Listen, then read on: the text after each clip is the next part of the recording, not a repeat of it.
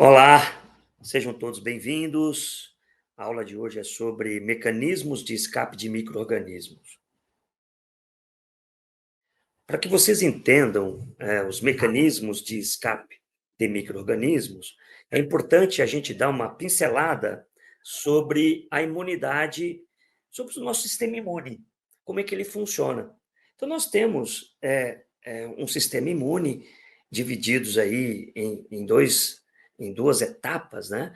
Que nós chamamos de imunidade inata e imunidade adaptável, ou imunidade específica. Claro que o tema da aula não é falar sobre o sistema imune, mas é importante que, quando se trata de mecanismos de escape de micro-organismos, a gente precisa saber qual que é o mecanismo que combate esses micro-organismos, né? Então, o escape é contra estes mecanismos de defesa, que nós chamamos de imunidade inata e imunidade adaptável, né? E as células envolvidas no sistema imune, as células que nos protegem contra os patógenos, são essas células aqui, que nós chamamos de leucócitos.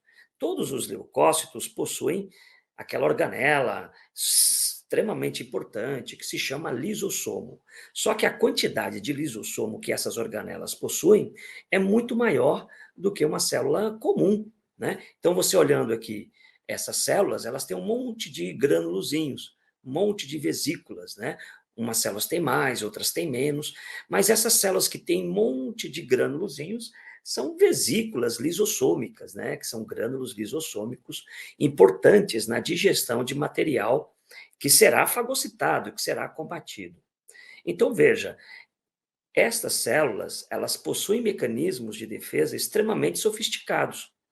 Só que eu não vou mencionar nessa aula todos esses mecanismos envolvidos no combate ao patógeno. Eu vou falar de um específico, que é a fagocitose, que é um dos mecanismos mais importantes exercidos por essas células, que nós chamamos de leucócitos. Os leucócitos são as células de defesa que se encontram no sistema circulatório, que se encontra no sangue, tá? Então, essas células, elas usam a corrente sanguínea para circular nos nossos órgãos e chegar até o local onde tiver infecção. Então, quando chega no local da infecção, essas células saem dos vasos sanguíneos e migram para o local da infecção. O grande problema é que estas células, apesar de ter mecanismos sofisticados, possuírem estruturas intracelulares sofisticados, existem micro-organismos que conseguem escapar eh, desta ação contra o patógeno, tá? Então, antes de falarmos um pouquinho dessa ação dessas células contra o patógeno, eu vou apresentar rapidamente algumas características estruturais e morfológicas dessas células de defesa. Então, aqui você tem uma célula vista no microscópio de luz, que é um neutrófilo, né? É uma célula lobulada, né? Que tem esse núcleo fragmentado, né? Meio que lobulado, e aqui ao lado tem essa célula ampliada, só que vista no microscópio eletrônico de transmissão, que é um aparelho que consegue ampliar milhares de vezes a célula. Então, eu consigo ver detalhes nessa imagem que nessa aqui à esquerda eu não consigo ver, como, por exemplo, a quantidade de grânulos lisossômicos, né? Esses grânulos azurófilos, né? Que são os lisossomos, esses grânulos escuros, que são grânulos envolvidos na digestão intracelular. Veja que essa célula, o neutrófilo, é uma célula especializada em fagocitar. Ela seria a célula da primeira linha de defesa contra um agente agressor. Toda infecção primária, inicial, a primeira célula a entrar em contato com esse agente agressor vai ser essa célula, chamada neutrófilo. Uma outra célula importante nesse processo da fagocitose, do combate ao agente agressor, é o monócito, tá? Essa célula é uma célula muito maior do que o neutrófilo, tá? E ela também é especializada na fagocitose. Essa célula chamada monócito, quando ela sai do sangue e vai para o tecido, ela se transforma em macrófago. É a mesma célula, porém, quando ela sai do sangue e vai para o tecido, para o local da infecção, essa célula ela aumenta, ela fica ativada, ela aumenta o seu citoplasma, aumenta a produção de lisossomos, e assim essa célula se torna muito mais capaz de combater o agente agressor. Aqui nessa imagem maior, ela é o macrófago, né, o monócito, visto no microscópio eletrônico de transmissão, que foi ampliado aqui algumas milhares de vezes, e aí você consegue ver componentes intracelulares que no microscópio de luz, como mostra aqui no canto superior esquerdo, você não observa. Mas no microscópio eletrônico eu consigo ver os componentes intracelulares, como mitocôndrias, lisossomo, núcleo e outras organelas celulares. Mas é importante que você observe aqui os grânulos lisossomais. Esses grânulos que estão em A, que são os grânulos azurófilos, né? São os grânulos que contêm enzimas enzimas hidrolíticas, né? Que são que serão utilizadas para digerir o material fagocitado. Então, um dos processos mais importantes no combate a esses agentes agressores é a fagocitose. Então, quando você está passando por uma infecção, a primeira ação do nosso corpo é que essas células que eu mencionei, especialmente neutrófilos, macrófagos, células dendríticas, são células especializadas em fagocitar, eles vão lá e fagocitam esses patógenos, digerem esses patógenos, o material aqui é levado por o endossoma, aquilo que não for aproveitado pela célula vai ser exocitado, como mostra essa imagem. O problema é que alguns patógenos desenvolveram mecanismos de escape para esse processo da fagocitose. E aí você deve estar se perguntando, poxa, e o que acontece? Se o patógeno consegue driblar esse mecanismo de defesa, ele vence? Sim. Na maioria das vezes, quando o patógeno dribla esse processo da fagocitose, ele consegue ampliar o seu processo infeccioso, porque ele consegue se multiplicar, uma vez que ele não é eliminado, e assim se instala um processo infeccioso grave, já que ele consegue driblar esse processo da fagocitose. E eu trouxe aqui alguns exemplos para que vocês entendam como que esses micro-organismos conseguem driblar o processo da fagocitose. E uma das bactérias que desenvolveram mecanismos, ou patógenos, né? Patógeno que conseguiu desenvolver um mecanismo de escape desse processo da fagocitose é a bactéria que causa tuberculose. E essa bactéria se chama Mycobacterium tuberculosis. E você sabe que a bactéria que causa tuberculose, ela causa uma inflamação grave nos pulmões. E aqui eu tenho uma imagem, né, de um pulmonar. Tudo bem que essa imagem ela foi editada, porém uma imagem real, que mostra aqui as bactérias, né, na parede alveolar do pulmão, né, dos alvéolos pulmonares. Então, aí você pode estar perguntando, como que essa bactéria ela não foi eliminada pelas células de defesa? Como que ela consegue escapar desse processo? Então, veja, quando o macrófago ou o neutrófilo chega no local da infecção e fagocita este patógeno, né? Ele é internalizado, bonitinho, tá vendo a forma que o reconhecimento, ele acontece a invaginação, forma-se aqui o fagossoma, né? Que é a bactéria internalizada, e aqui tem os grânulos de lisossomos.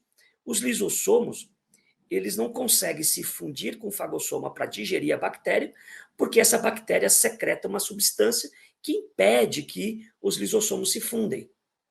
Por conta disso, a bactéria consegue se multiplicar, romper esse fagossoma e matar, no caso, a célula que a fagocitou. Então, esse mecanismo de escape dá vantagem para a micobactéria tuberculose. Por isso que no passado, milhares de pessoas morreram de tuberculose, porque não se conhecia a fisiopatologia dessa doença, não sabia como que esse patógeno conseguia driblar os mecanismos de defesa, mas a partir do momento que os cientistas descobriram esse processo de defesa da bactéria, foi desenvolvido medicamentos para eliminar esse patógeno. né? Então, por isso que a pessoa, quando tem tuberculose, ela toma antibiótico, uma vez que o seu sistema imune não consegue combater esse agente agressor, né? Então, a gente precisa de medicamentos para auxiliar o nosso sistema imune no processo de eliminação do patógeno.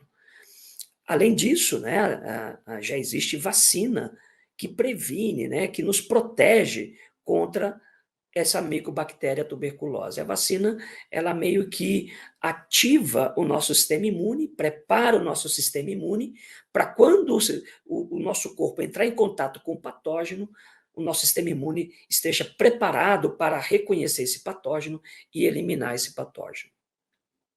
Então, com o avanço científico, foi possível desenvolver medicamentos, estratégias que auxiliassem o nosso sistema imune no combate deste patógeno, né? Que consegue driblar, que consegue escapar da ação de defesa das nossas células imunológicas. Uma outra bactéria que desenvolveu mecanismos de escape e tem sucesso sobre o nosso sistema imune é a Mycobacteria leprae, né, que provoca a doença chamada hanseníase, que no passado as pessoas chamavam de lepra, né? E a lepra, especialmente naquele período, né, na época de Cristo, bíblico, menciona muitos casos de leprosos. E os leprosos eram excluídos da sociedade porque eles transmitiam essa doença para outras pessoas, né? Por que que a lepra ela era tão danosa?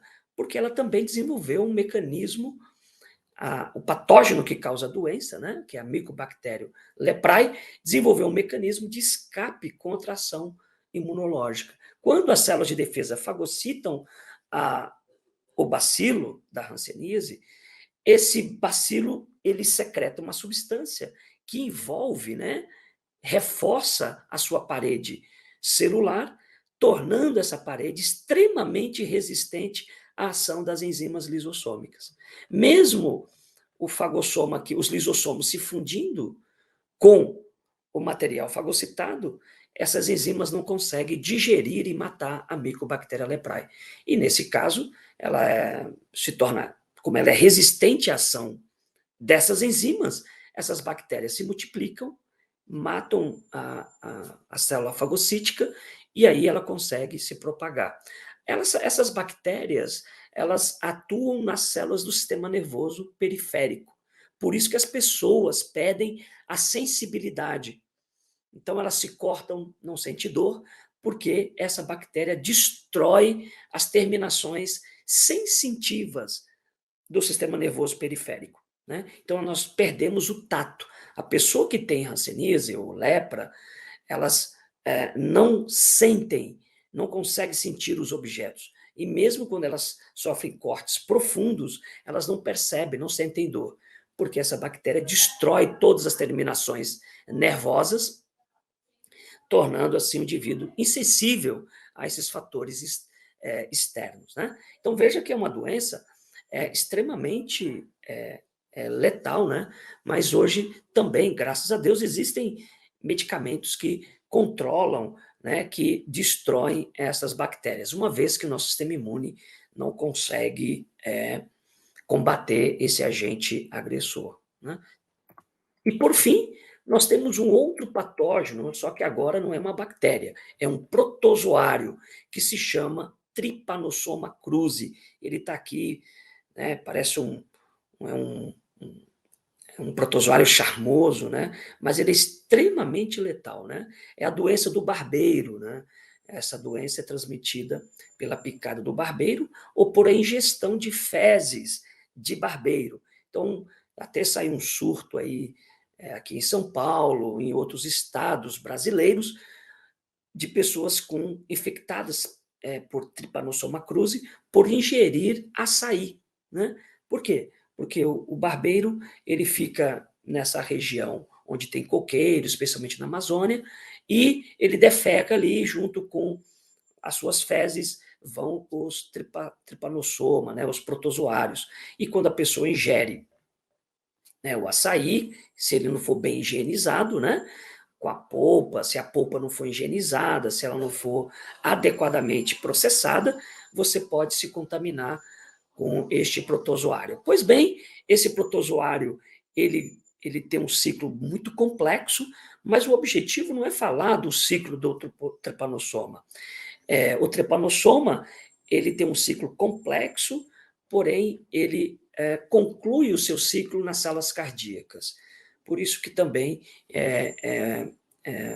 essa doença do barbeiro é chamada também de doença do coração grande, porque esse protozoário, ele danifica as células cardíacas, levando à insuficiência cardíaca. Agora, o que esse protozoário tem que tornou ele tão especial no sentido de torná-lo resistente à ação das células de defesa, contra as células de defesa? Então, esse protozoário, eles possuem um mecanismo de defesa eficiente quando ele é fagocitado, porque eles rompem as membranas do fagossoma. Então, a membrana do fagossoma é rompida antes que os lisossomos se fundem.